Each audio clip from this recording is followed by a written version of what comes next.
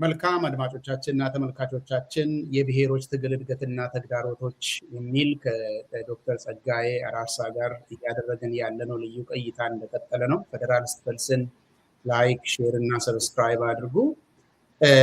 አንድ ጥያቄ ጠይቄ ነው ጸጋሽ በሙዚቃ ሽግግር የተለያየ ነው እና የብሔሮች ጉዳት እና በተለያዩ ዘመናት ያደረጉትን የተቃውሞ እንቅስቃሴ እና ኢትዮጵያም በኤምፓየር ደረጃ ያደረጋቸውን ኮንሴሽንስ ወይ ደግሞ በዚህ ይሸነፋለው ሰርቫይቭ ለማድረግ በዚህ ይሸነፋለው የሚሉ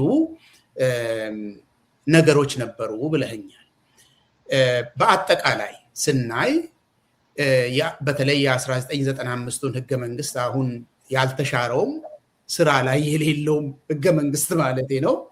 እነዛ ነገሮችን ከተመለከትን ምናልባት አንተ በጥልቀት ያጠናኸውና በጣም ከፍተኛ የሆነ ልምድ ያለ ስለሆነ በዛ ህገ መንግስት ላይ ምናልባት ለሚያነብሰው በጣም ከፍተኛ የሆነ ከኮንሴሽንም በላይ ሊሆን ይችላል።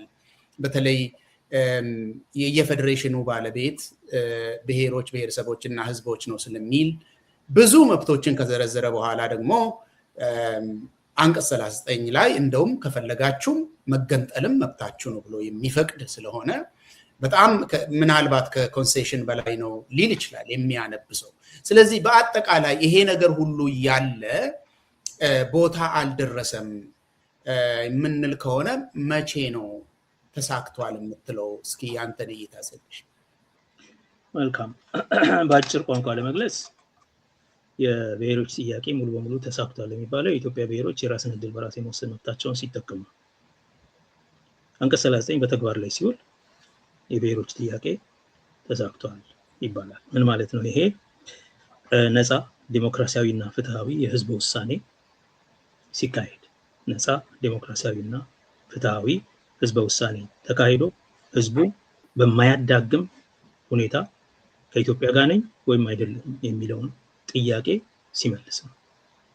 የስ ኦር ኖ ቀላል አድርገህ ኖ ካልክ ምን ብለህ የተለያየ መንገድ አለው። የራስን ዕድል በራስ የመወሰን ጥያቄ በስራ ላይ ከዋለ፣ የራስን ዕድል በራስ የመወሰን መብት በስራ ላይ ከዋለ አንደኛ፣ ሁለተኛ በህዝብ ፈቃድ ላይ ተመስርቶ ለመተዳደር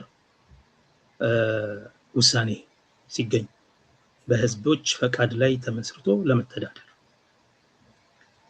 እርስ በርስ በመተያየት እና በመገናዘብ ሚውቹዋሊ ሪኮግናይዝ በመደራረግ የህዝቦች ፈቃድ ይገዛኛል የሚል እምነት ላይ ደርሰ ያ የህዝቦች ፈቃድ በግልጽ እንዲገለጽ ሁሉም ነገር ተስተካክሎ ህዝቡ ፈቃዱን ገልጾ አንደኛ በኢትዮጵያ ጉዳይ ላይ ምላሽ ሲሰጥ ነው። ኢትዮጵያ ጋር መሆን ይሻለኛል አይሻለኝም?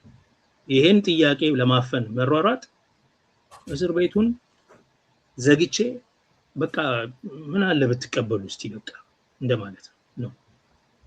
አንደኛ ይሄ ነው። በር ዘግተህ ምን አለ ብንነጋገርና አብረን ብንሆን አይሻልም ከምትለው ልቀቀውና እሱ ይወሰን። አብሮ ለመሆን ላለመሆን የሚያስፈራው ነገር ምንድነው? የሚሰጋው ነገር ምንድነው? የሚማርከውስ ነገር ምንድነው? ለአብሮነት የሚመኘው ለምንድነው? ለባለቤቱ ሲወሰን ነው። ይሄ ምን ማለት ነው? የህዝቦች የወል አድራጊነት መብት ኮሌክቲቭ ኤጀንሲ የወል አድራጊነት መብት ለህዝቦች ሲመለስ ነው።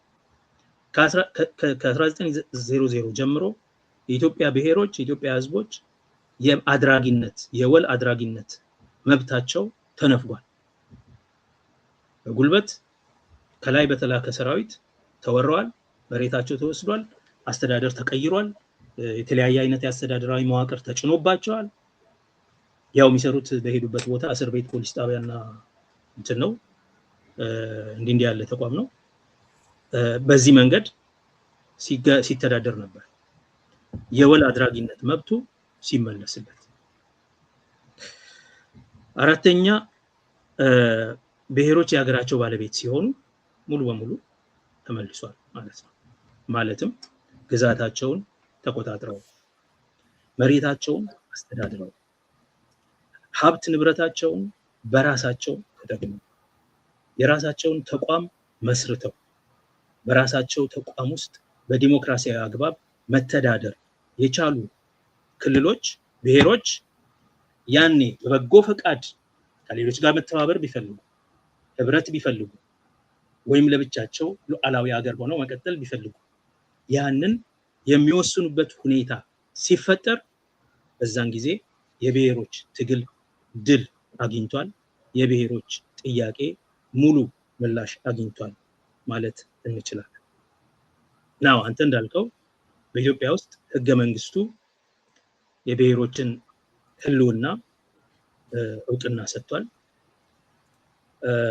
በብሔር መደራጀት ህጋዊነት አግኝቷል።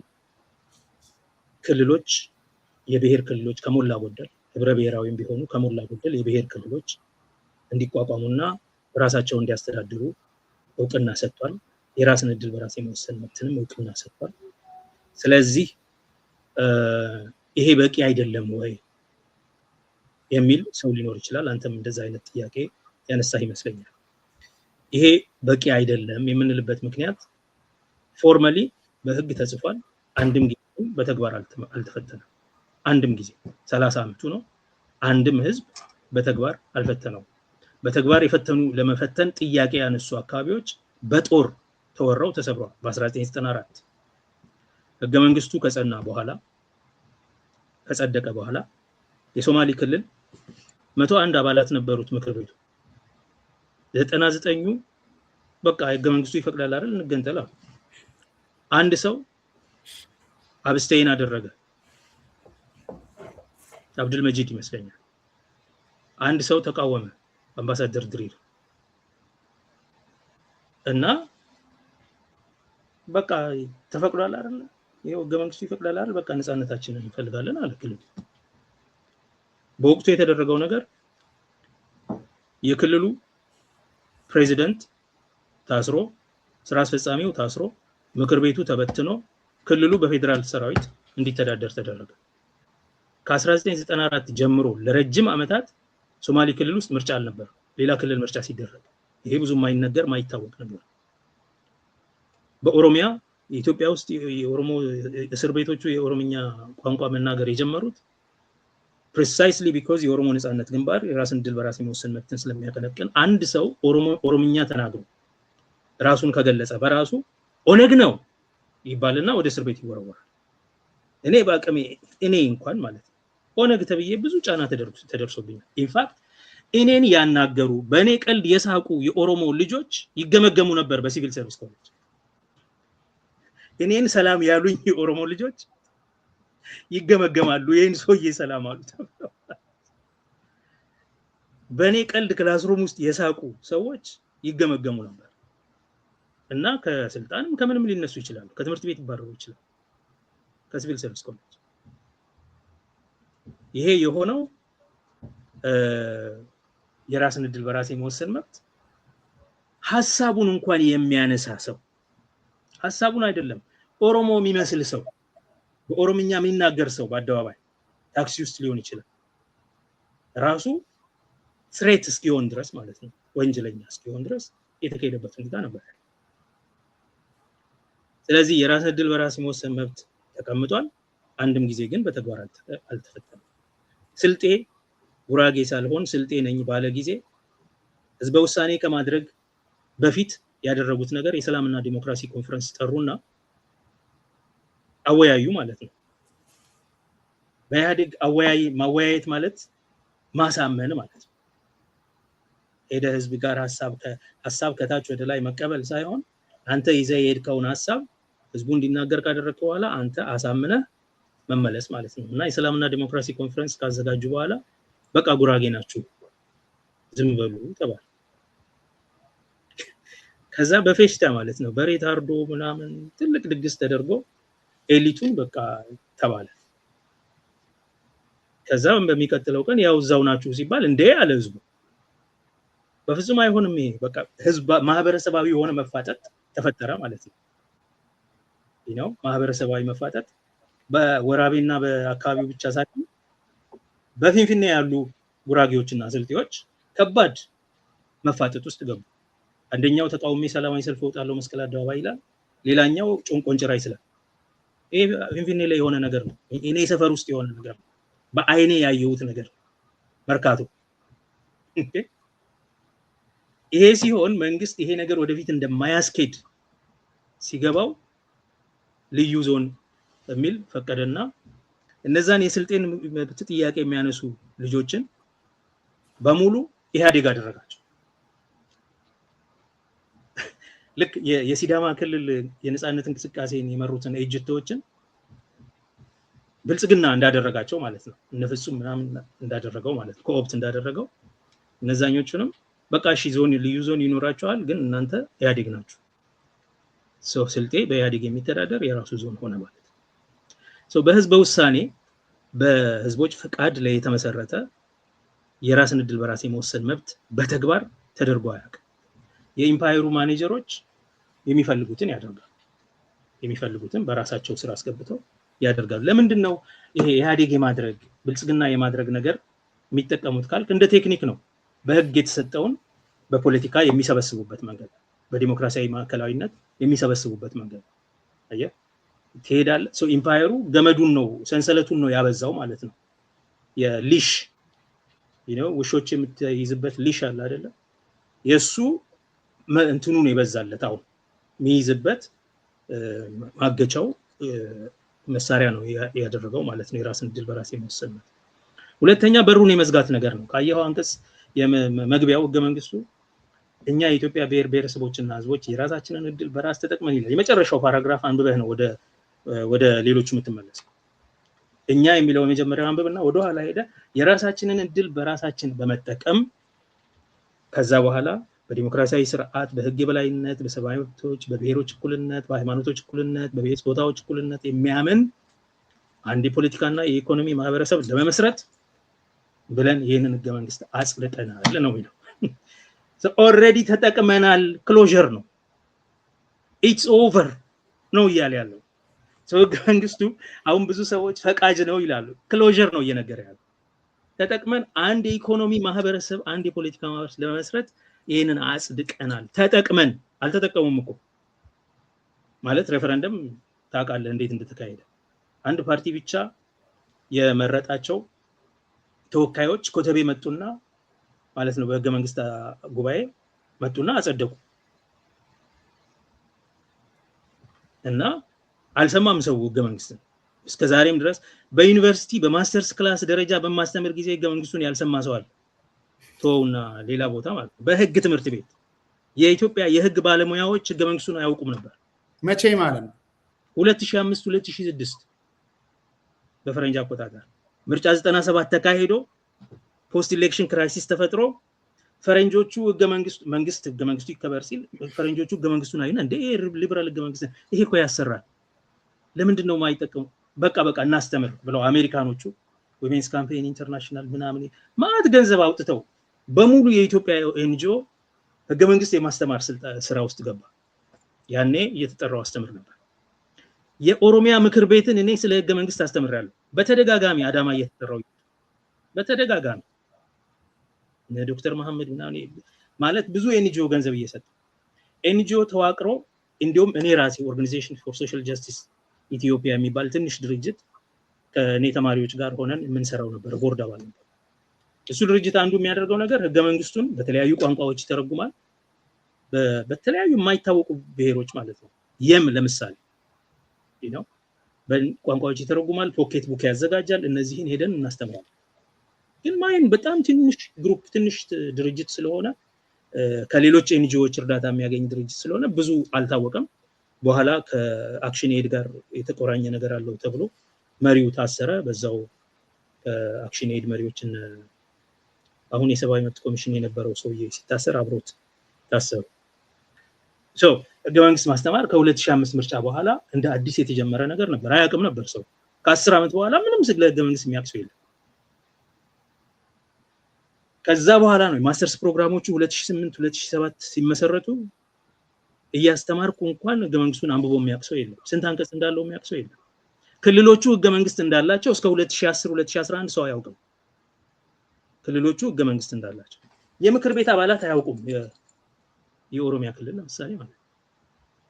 ስለዚህ የመጀመሪያው አርቲክል አይ ቲንክ ስቴት ኮንስቲቱሽንስ ኢን ኢትዮጵያ የሚል የጻፍኩት እኔ ነኝ። በ2010 ነው በጆርናል የታተመው። በ2004 ውጭ ሀገር የታተመ ነበር። ውጭ ሀገር ዝም ብሎ ኮንፈረንስ ላይ ተካሄደ። ህገ መንግስታዊ ሊትረሲ በጣም ዝቅተኛ ነበር ያለው። ለምን? ህገ መንግስቱን የት እንዳለ ማንም አያውቀውም። ኢት ዋዝንት ፌስቲቭ ህዝባዊ ሞመንት ተፈጥሮ በሬፈረንደም ቅቡልነት ባለው መንገድ ነው። ይሄ ማለት በኋላ የተወሰነ አይነት የተለያየ አይነት ቅቡልነት ቫሪጌትድ የሆነ ቅቡልነት በተለያየ ቦታ የለውም ማለት አይደለም። ዛሬ እንደምታየው ያ የመጣው ግን እቺንም ሚነካ እቺም ቁም ነገር ሆና እቺ ቲዮሬቲካሊ የተቀመጠችው ቁም ነገር ሆና እሷን እንሽራለን የሚል ሲመጣ አይ እያለ ህገ መንግስቱ ስር የተሰባሰበ ቡድን አለ። ህብረ ብሔራዊ ፌደራሊዝምን ለዲፌንድ ለማድረግ የተሰባሰበ ብዙ ቡድን አለ። ያ ግን ከመጀመሪያ የነበረ አይደለም። ኦሪጂናል ሌጂቲመሲ አይደለም የነበረው። ኦኬ በኋላ ኢቮልቭ እያደረገ በዳያሎግ ውስጥ በዳይናሚክስ ውስጥ የተፈጠረ የሆነ ዴሪቬቲቭ ሌጂቲመሲ ይለዋለሁ እኔ ሁኔታ አለ።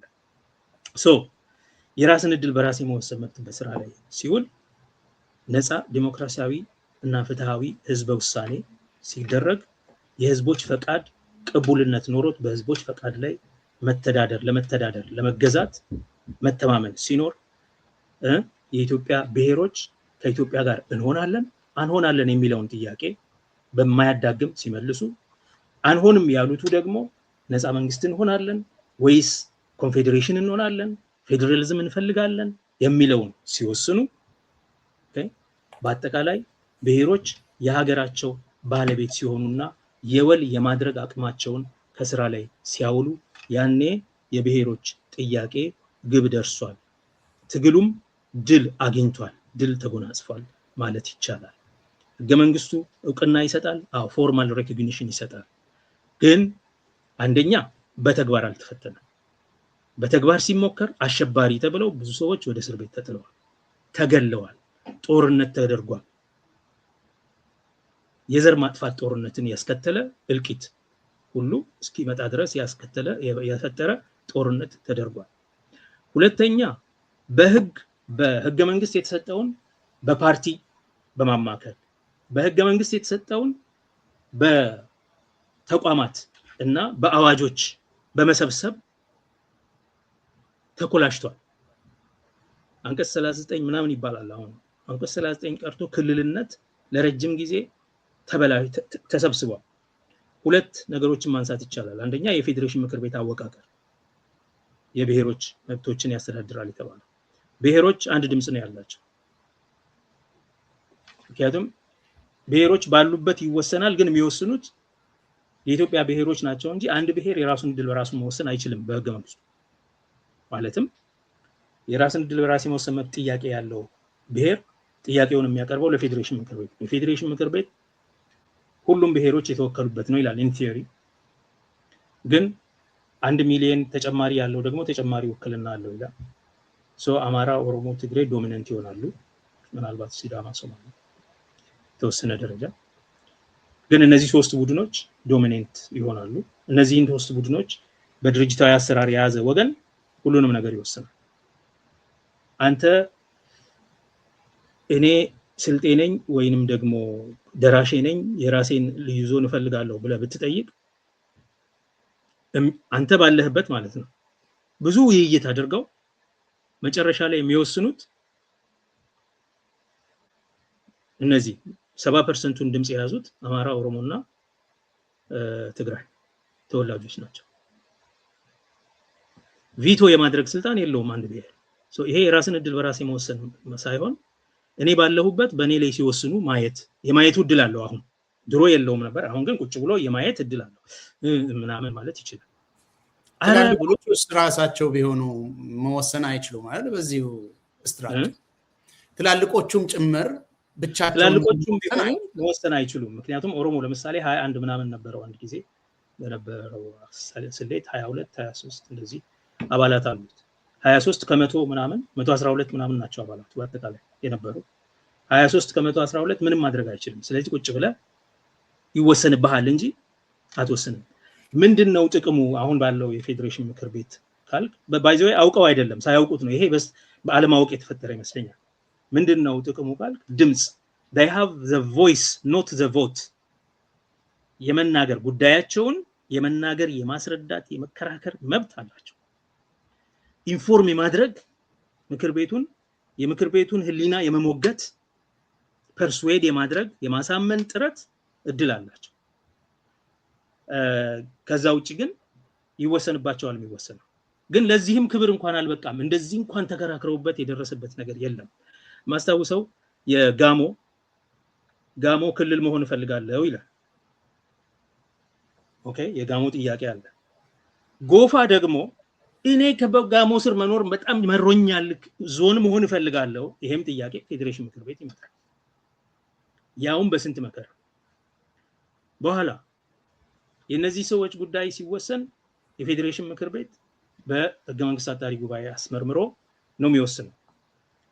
መጨረሻ ላይ ምንድነው የሚባለው? የሁለቱን ብሔሮች ግንኙነት በማይጎዳ መልኩ ይወሰን፣ ወንድማማችነት በማይጎዳ መልኩ። በሲዳማና በወላይታ መካከል የድንበር ጥያቄ ነበር። አንድ ማረሰው ማለት ነው። እዚህ ብላቴ አካባቢ የዳሊ ወረዳ ጉዳይ ነዋሪዎቹ ሲዳማዎች ናቸው። ክልሉ ግን ወላይታ ነው ያለው። እዛ አካባቢ የሚኖሩ ሰዎች ወንዝ ነው የሚከፍለው። እዛ አካባቢ የሚኖሩ ሰዎች ኤክስክሉሲቭሊ ሲዳምኛ ተናጋሪ ናቸው። መሬቱ ግን ክልሉ ግን ወላይታ ነው ማለት ዞኑ ወላይታ ነው። ስለዚህ የወላይታ ዞን የወላይትኛ ትምህርት ቤት በወላይትኛ፣ ፍርድ ቤት በወላይትኛ ምናምን ያደርግባቸዋል። አክሮስ ደ ሪቨር ሲዳማ ዞን ነው። እነሱ ደግሞ ሲዳማ ናቸው። አይደንቲፋይ የሚያደርጉት እንደ ሲዳማ ነው። ስለዚህ ወይ ወደ ህዝባችን ቀላቅሉን ወይ ደግሞ እዚህ ባለንበት በሲዳምኛ እንማር፣ ልጆቻችን በሲዳምኛ ይማሩ ብለው ይጠይቃሉ። በበጀትም በብዙ ነገር ይረሳል ያው እነዛ ወረዳዎች። አሁን ይሄ ሲሆን በህዝበ ውሳኔ ነው የሚወሰነው ይባላል። ስለዚህ ህዝበ ውሳኔ ይካሄድ ይባላል። ህዝበ ውሳኔ ከተካሄደ በዛ አካባቢ ምንድነው የሚሆነው? ሲዳማ ዞን ይሆናል ማለት ነው። ህዝቡ አብዛኛው ሲዳማ ስለሆነ አሁን ይሄን ጉዳይ ለፌዴሬሽን ምክር ቤት ሲያቀርቡት የመንግስት አጣሪ ጉባኤ አጥንቶ ልክ ነው መብታቸው ነው እኮ እነዚህ ሰዎች፣ ስለዚህ ሬፈረንደም ይካሄድ የሚል የህግ ትንተና ያቀርባል ማለት ነው። የፌዴሬሽን ምክር ቤት የመንግስት አጣሪ ጉባኤውን ውሳኔ ወስዶ አይ ሬፈረንደም አይካሄድ ማለት አይችልም፣ ፖለቲካሊ ደግሞ አቋም ተወስዷል ነው። ስለዚህ ምን የሚል ሄዚ ስቴትመንት ያወጣሉ? በመሰረቱ እንዲህ አይነት ነገር ማድረግ የለባቸው። እንትኑን የውሳኔ ሐሳቡን ከምክር ቤቱ ተቀብለው ከመንግስት አጣሪ ጉባኤ ተቀብለው ቮት ነው የሚያደርጉበት። የስ ኦር ኖ እንቀበለው አንቀበለው ብለው ነው እንጂ መወሰን ያለባቸው። እነሱ ግን ምንድነው ያደረጉት? አይተው አሁን የፖለቲካ ውሳኔ ወሰነው በኢህአዴግ ማለት ነው የተወሰነው እንዳለ ይቀጥል ነው የኢህአዴግ ሐሳብ ስለሆነ ምን ይላሉ? የሬፈረንደም መብት በጣም ትልቅ ውሳኔ ሆኖ መብት ስለሆነ አይከለከልም። ነገር ግን በሁለቱ ህዝቦች መካከል ያለው ወንድማማችነትን በማይጎዳ መልክ ኦኬ ህዝበ ውሳኔ ይካሄድ የሚል መግለጫ ያጸድቃል። ከዛ ሁለቱም አሸንፈናል አሉ ማለት ነው። ማለት ሲዳማ ይኸው የህዝበ ውሳኔ ይካሄድ ብላ ይካሄድልኝ ይላል።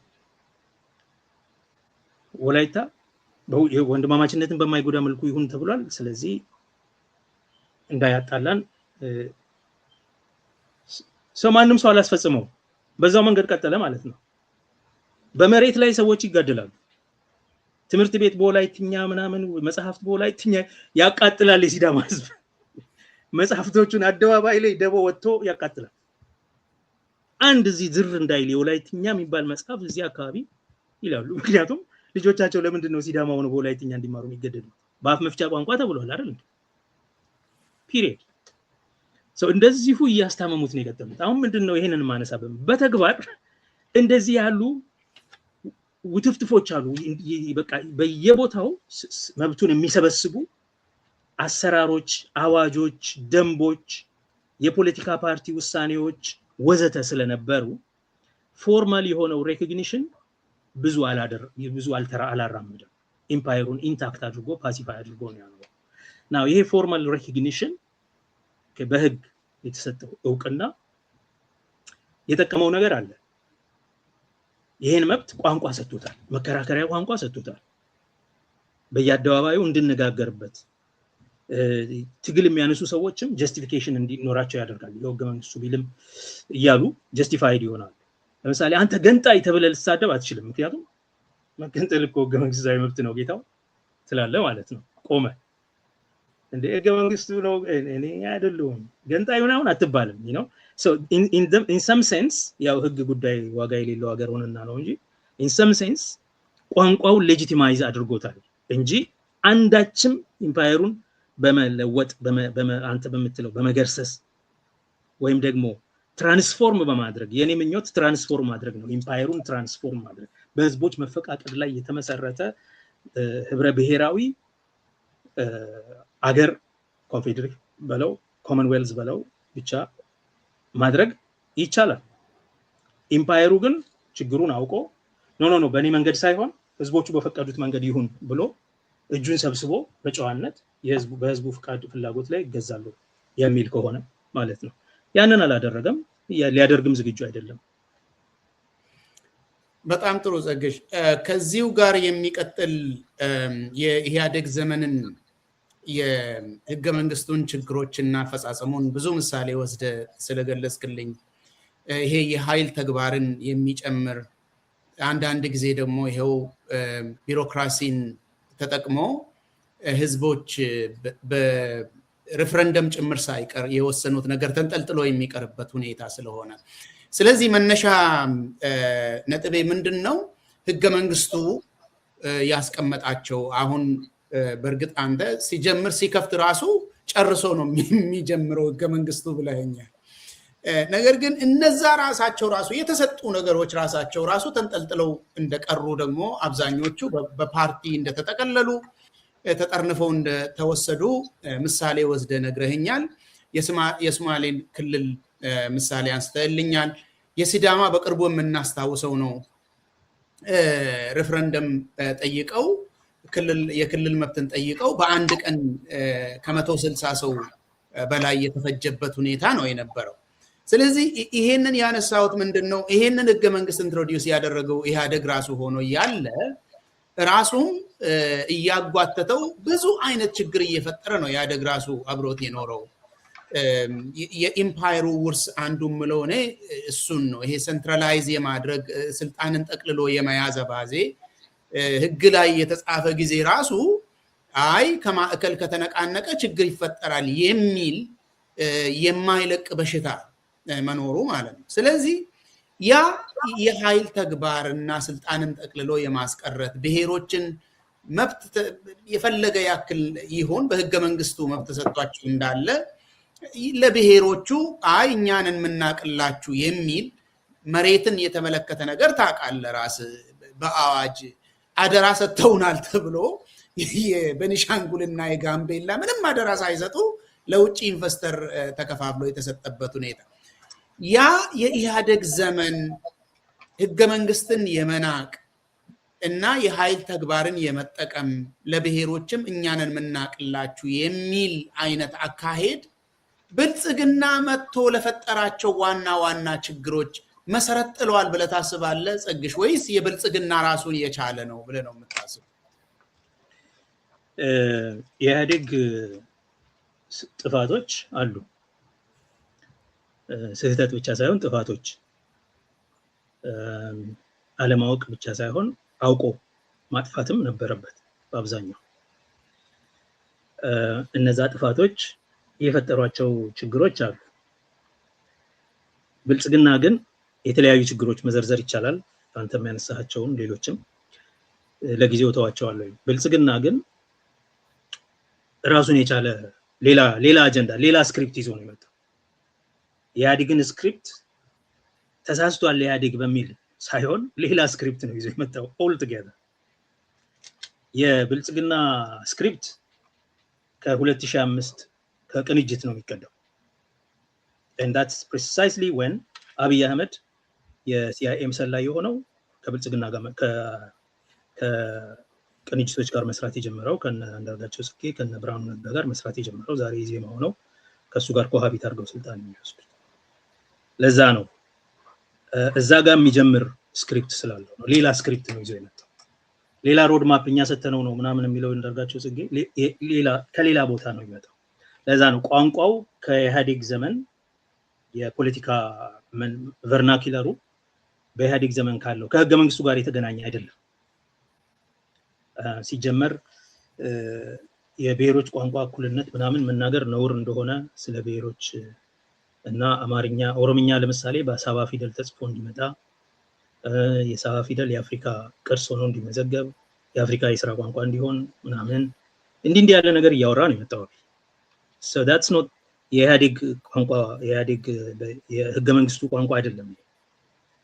ፌደራሊዝም የሚለው ነገር ክልል የሚባል የለም ወሰን እንጂ ምናምን ይሄ የኢህአዴግ ቋንቋ አይደለም። ከኢህአዴግ የቀጠለ ኢህአዴግን አርሞ መሄድ የኢህአዴግን ስህተቶች የሚያርም ወይም በእነሱ ላይ ተማሮ የተነሳ ሰው ቢሆን ኖር የነሱ ያንን ቋንቋ ይዞ ህገ መንግስቱን ይዞ በህገ መንግስቱ አቅጣጫ ይጓዝ ነበር። ነው it's a total turn around and በዛ ዘመን በ2016 የወጣ የዱላ ቅብብል ምሳሌ ነበር መተከመበት የህፃናት ውድድር ነውና I think ኬንያ ውስጥ የተካሄደ ይመስለኛል።